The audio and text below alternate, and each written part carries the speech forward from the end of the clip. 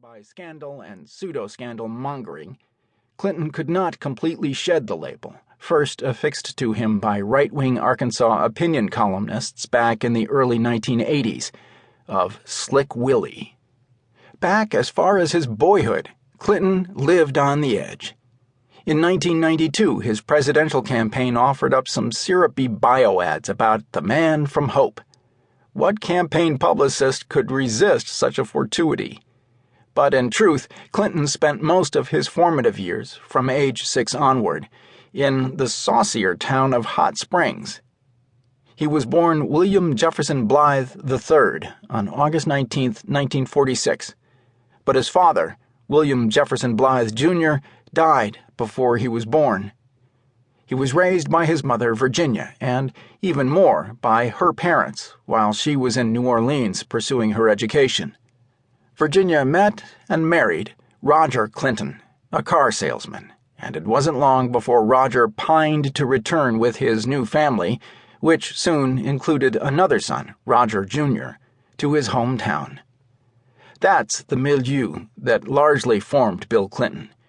Virginia, a hard-working nurse anesthetist, but also a salty good-timer whom he utterly adored. Roger, his basically decent but alcoholic and sometimes violent stepfather. A raucous cavalcade of aunts and uncles, the women bearing names such as Odie and Hillary and Falba. The Hot Springs thoroughbred racing track to which his mother was no stranger. The town's gambling parlors and whorehouses and bail bondsman storefronts, giving the place the feel of Frank Capra's dystopian vision of post-Bedford Falls Pottersville in It's a Wonderful Life. Even the presence of the famed New York mobster Oni Madden, who had retired to Hot Springs and lived as a quasi-respectable senior citizen, and whom Virginia Clinton once put under anesthetic. As a teenager, Clinton was chubby, as he acknowledges at several points in My Life. But he loved people, their stories, their company. He was smart, and he got A's in school, except in citizenship, because he couldn't stop talking in class. He marched in the band, but he also put his excellent saxophone skills to more sophisticated and, to girls, alluring use by playing in the high school jazz ensemble. Famously, he went to Washington, D.C., once as part of a Boys Nation trip, and shook the hand of President John F. Kennedy.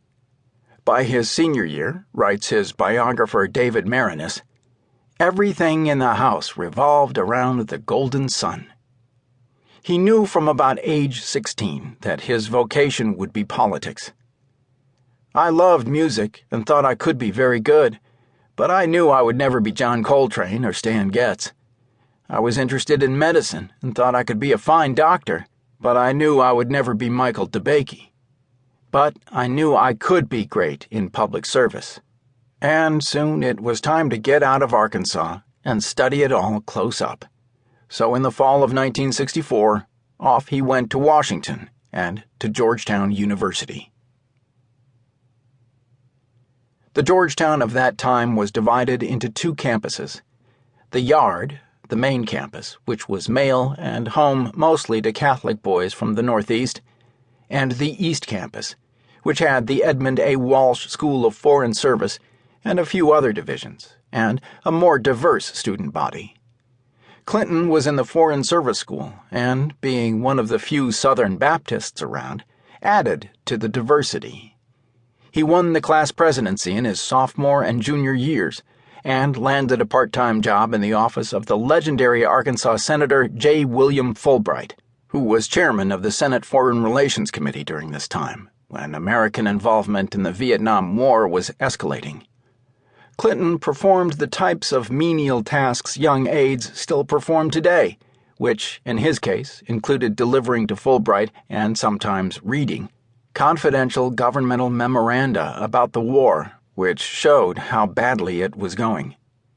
Every day, Fulbright received a list of the names of Arkansas boys who had died in Vietnam. One day, Clinton looked down at the list and saw a good friend's name. He was so overcome with grief and guilt, he writes in My Life, that I briefly flirted with the idea